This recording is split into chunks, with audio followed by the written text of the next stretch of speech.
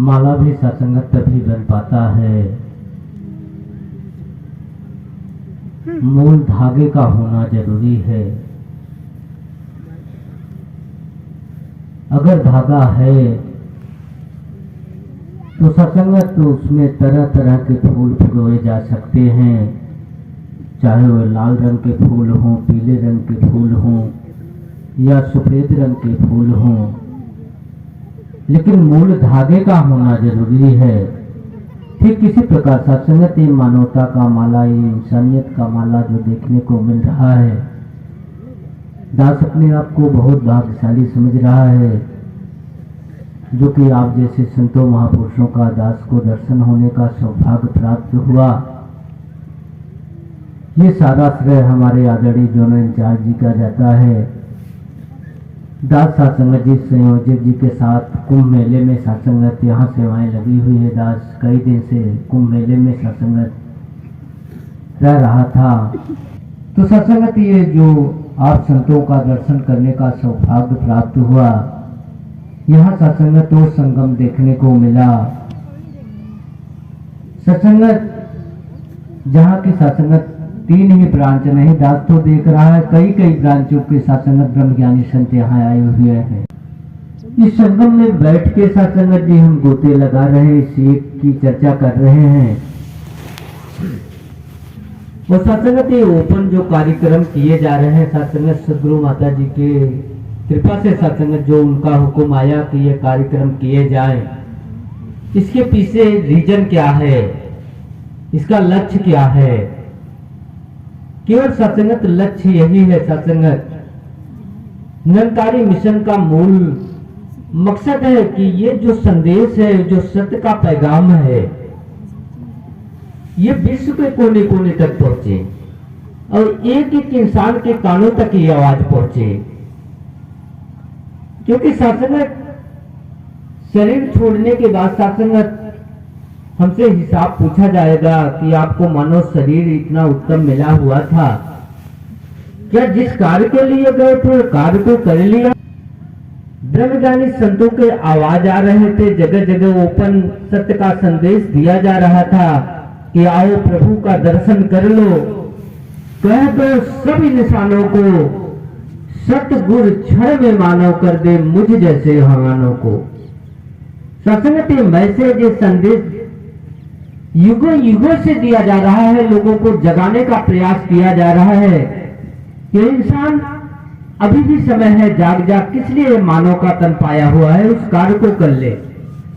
आए हो इस जहां में क्या काम है तुम्हारा, ठहरोगे किस मकाम में जब लौटोगे दोबारा। किस कार्य के लिए आए हो और कहां जाना है तुम्हें, किस मकान में जाना है? क्योंकि ये 5 तत्व का पुतला है, इसका तो नाता एक ना एक दिन टूट ही जाएगा इस 5 तत्व से। फिर ये जीव आत्मा कहां जाएगी? क्योंकि जीव आत्मा तो नहीं मरती है। क्योंकि सत्संग में कहा जाता है कि 84 लाख योनियां बताई जाती है, और यह भी कहा जाता है कि ये जो मानव का शरीर मिला हुआ है सबसे उत्तम योनि है। बाकी जो 84 लाख योनिया का जिक्र होता है कि बड़े भाग मानुष तन पावा सुर दुर्लभ, यानी देवताओं को भी दुर्लभ है मानव का शरीर जो आपके हक में आया हुआ है। मानव जन्म दुर्लभ है, हुत न बारंबार, ज्यों बन फल पक भूमि गिरे बहु न लागे डाल। इतना दुर्लभ मानव का शरीर बताया गया है। जिस प्रकार सत्संगत किसी वृक्ष में फल लगकर पककर अगर जमीन पे गिर जाए तो लाख कोशिश करने के बाद उस फल को उस डाली से नहीं जोड़ा जा सकता। इतना उत्तम ये मानव का शरीर है।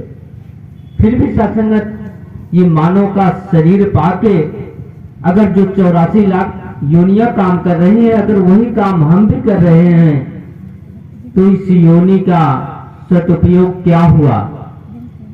अगर सत्संगत हम मकानों को बनाने में ही लगे रह गए, मेरे घर संतानें हो जाएं, अगर सत्संगत हम इसी क्रियाओं में पड़े रहे तो 84 लाख योनियां भी तो ये काम कर रही हैं।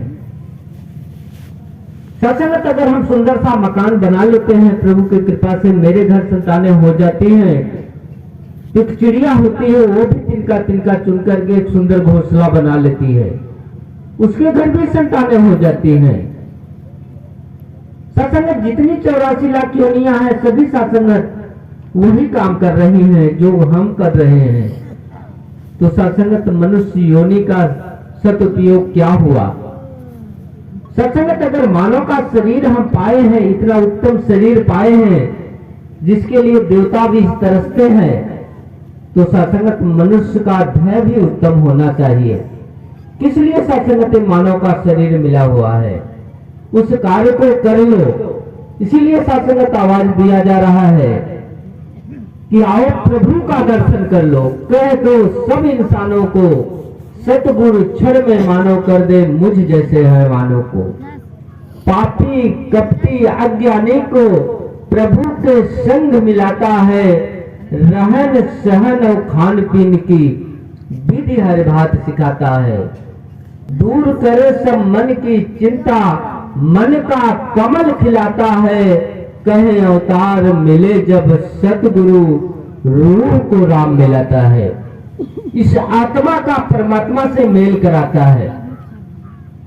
सत्संगत जब जीवन में सतगुरु आ जाता है तो सत्संगत इस आत्मा को परमात्मा से जोड़ देता है।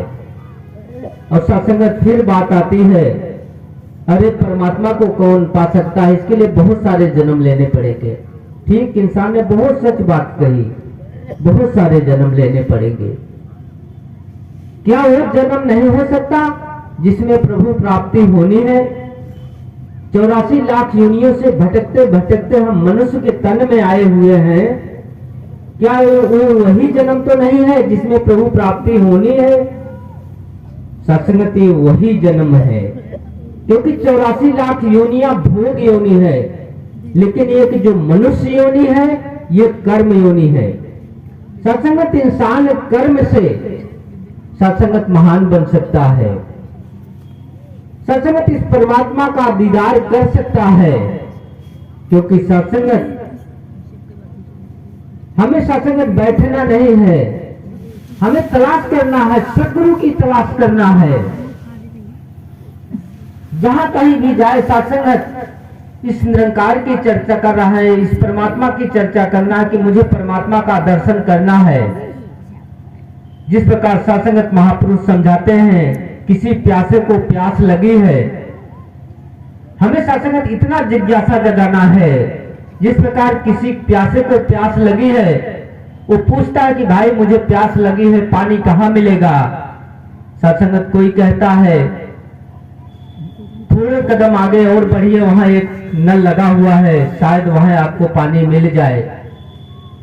अब सत्संगत पानी का तड़प है, प्यास लगा हुआ है, गला सूख रहा है, हम सत्संगत उस नल के पास जाते हैं और सत्संगत टोटी को खोलते हैं, पानी नहीं आ रहा है, क्या सत्संगत हम वहां बैठ जाएंगे? नहीं सत्संगत, जब तक हमारी प्यास नहीं बुझेगी सत्संगत हम आगे बढ़ते रहेंगे। फिर पूछेंगे कि भाई मुझे प्यास लगी है, पानी कहाँ मिलेगा? फिर सत्संगत आवाज आता है कि भाई थोड़ा कदम और आगे बढ़िए, वहां नल लगा हुआ है, शायद वहां पानी मिल जाए। वहां जाने के बाद सत्संगत फिर हमने टोटी को खोला, पानी नहीं आ रहा है, क्या सत्संगत फिर हम वहां बैठ जाएंगे? नहीं सत्संगत, हम चलते रहेंगे जब तक पानी हमें नहीं मिल जाएगा, जिसके लिए सत्संगत हमारा जीवन जाने वाला है। ठीक इसी प्रकार सत्संगत हमारे इस मन की तड़प इतनी हो, प्यास इतनी हो कि जब तक हमारे जीवन में सतगुरु न मिल जाए, सत्संगत हमें अपने यात्रा को कायम रखना है। और महापुरुषों ने तो यहां तक बताया कि तड़प इतनी होनी चाहिए, जिस प्रकार सत्संगत कोई पानी में डूब रहा हो तो उसका तड़प क्या होता है हम अंदाजा लगा सकते हैं। क्या तड़प होता है उसका? केवल एक ही तड़प होता है कि कितने जल्दी वो पानी से बाहर निकल जाए। सत्संगत ये जिज्ञासा, ये तड़प एक एक इंसान को होना चाहिए प्रभु प्राप्ति के लिए। अगर तड़प है, जिज्ञासा है, तो सत्संगत सदगुरु इतना दयालु है, कोई ना कोई किसी रूप में ब्रह्मज्ञानी संतों को प्रकट कर देता है, भेज देता है इस प्यास को बुझाने के लिए। लेकिन सत्संगत पहले जिज्ञासा होना जरूरी है, तड़प होना जरूरी है। तो सत्संगत मानव देही इसीलिए मिली हुई है कि इस आत्मा का परमात्मा से मेल हो जाए। अब फिर जिक्र आता है कि परमात्मा को ऐसे कैसे पाया जा सकता है, इसके लिए तो बहुत सारे सत्संगत समय लगेगा। सत्संगत ये बात सच नहीं है, आप प्रैक्टिकल करके देखो। अगर सत्संगत कोई इंसान एक हफ्ते से खाना नहीं खाया है, क्या सत्संगत उसे भूख मिटाने के लिए एक हफ्ते खाना पड़ेगा?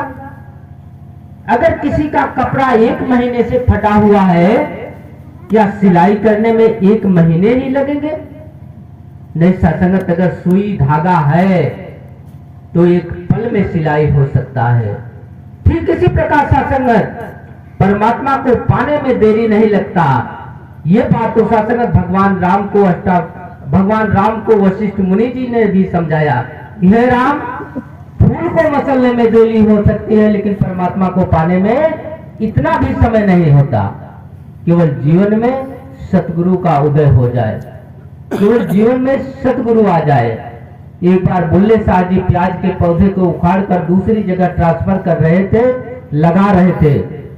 किसी ने सत्संगत प्रभु प्राप्ति की जिज्ञासा जाहिर कर दिया कि प्रभु प्राप्ति कैसे होगा।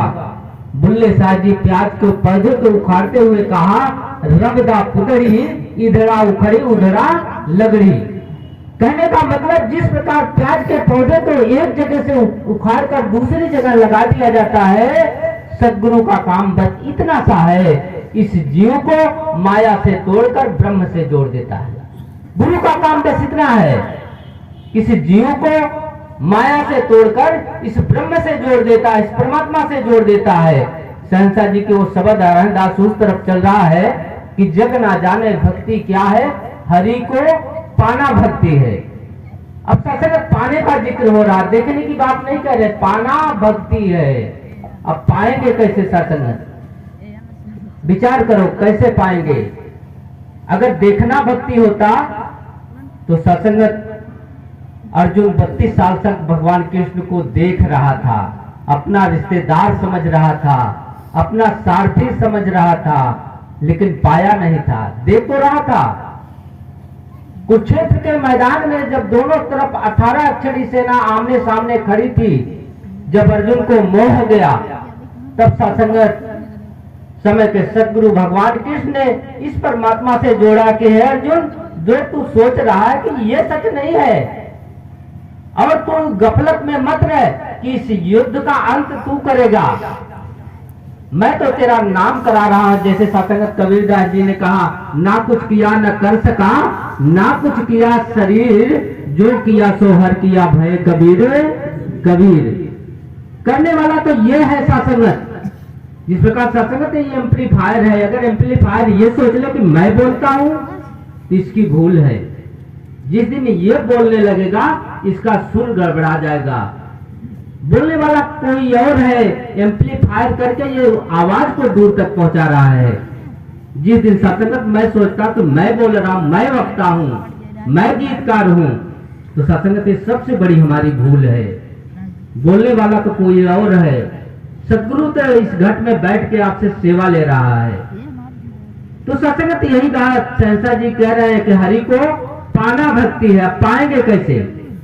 किसी एजेंसी में चले जाए, गाड़ी का मालिक हमें गाड़ी को दिखा दे, उसके गुरु को भी बता दे कि भाई इतनी अच्छी गाड़ी है, 1 लीटर में इतने किलोमीटर जाएगी। क्या सत्संगत तो गाड़ी हमारी हो गई? गाड़ी को देख लेने से क्या गाड़ी हमारी हो जाएगी? गाड़ी को गुरु को जान लेने से गाड़ी हमारी हो जाएगी? नहीं सत्संगत, गाड़ी तब हमारी होगी जब हम इसका कीमत अदा करेंगे। यही बात सहनसा जी कह रहे हैं। सदगुरु का काम है इस निराकार का दीदार करा देता। ये परमात्मा इसके गुरु को भी बता देता कि बिन पग चले सुने बिन काना, कर बिन कर्म करे बिन नाना, आनंद रहित सकल रस भोगी, बिन वाणी वक्ता वर जोगी। ये परमात्मा के गुण है, जिसके गीता में भी भगवान कृष्ण ने कहा कि इसे शस्त्र नहीं काट सकता, इसे अग्नि नहीं जला सकती, इसे पानी नहीं गीला कर सकता, इसे हवा नहीं उड़ा सकती। ये तो परमात्मा के गुण हैं।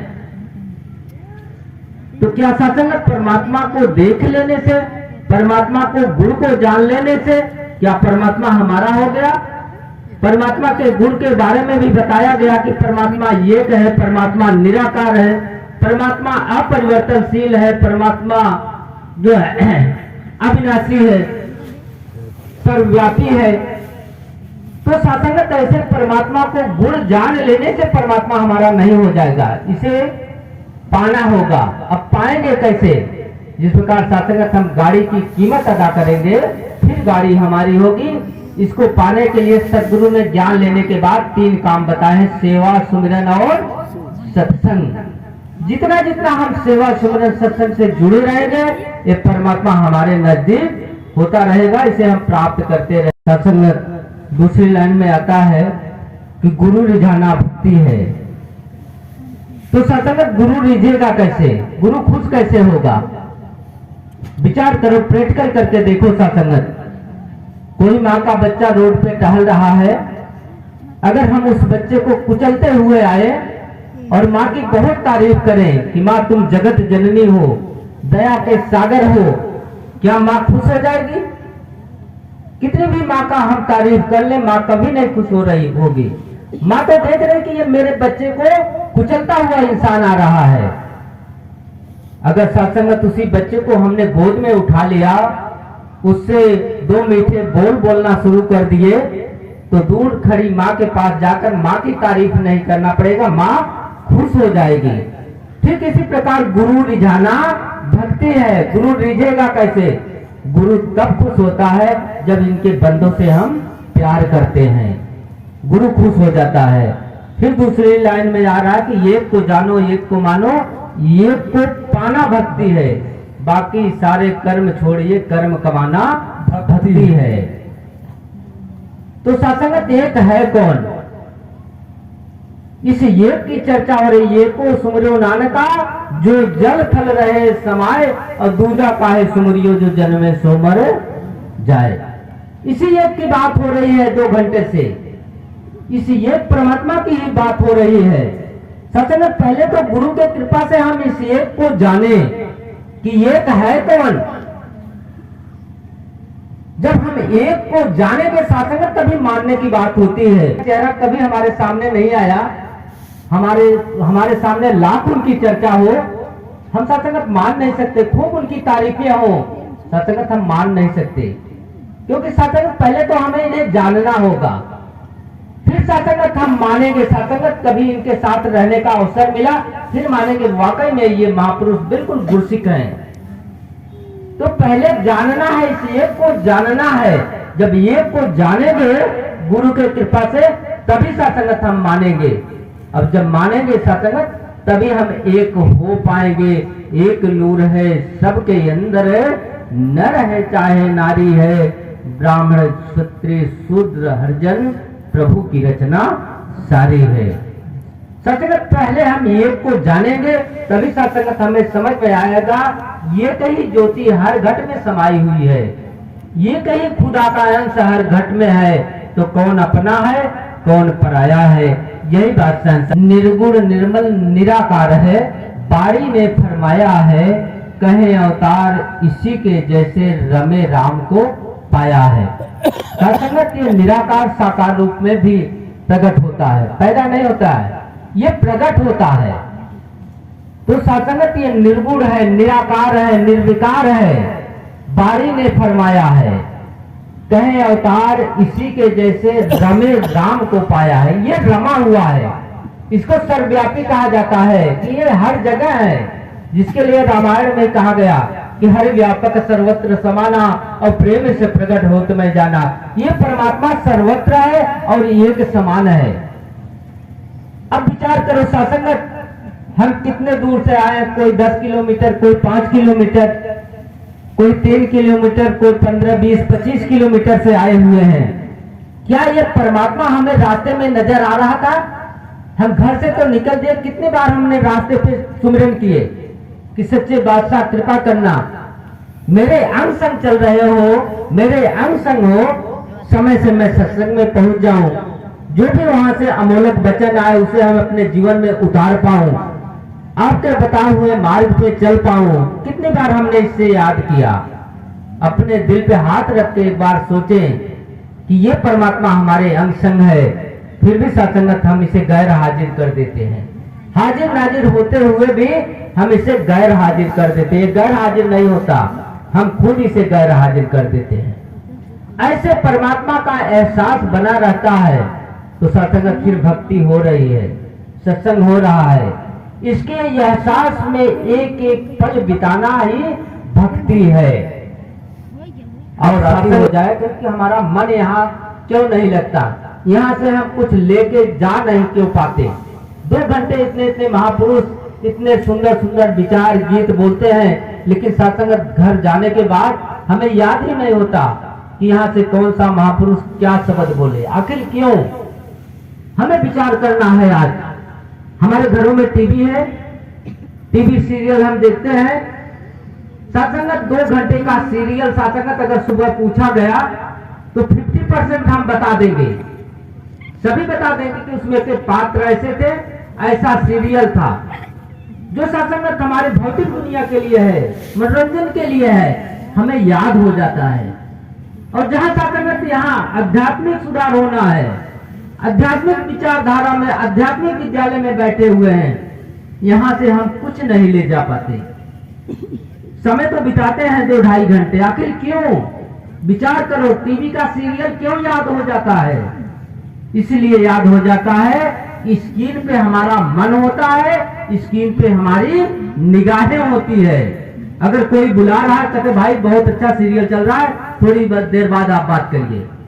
ठीक सत्संगत अगर हम सत्संग में बैठे, हमारा मन भी यहाँ हो, हमारा शरीर भी यहाँ हो, हमारी निगाहें भी सदगुरु के चरणों में हो, एक एक शब्द सत्संगत अपने मन को अगर हम यहाँ कंट्रोल करके बैठेंगे तो सत्संगत जो भी वचन यहाँ से आएंगे उसे सत्संगत हमारे हृदय रूपी थैले में रुक पाएगा। वरना सत्संगत हम खाली हाथ आएंगे और खाली हाथ चले जाएंगे, कुछ पल्ले पड़ने वाला नहीं है।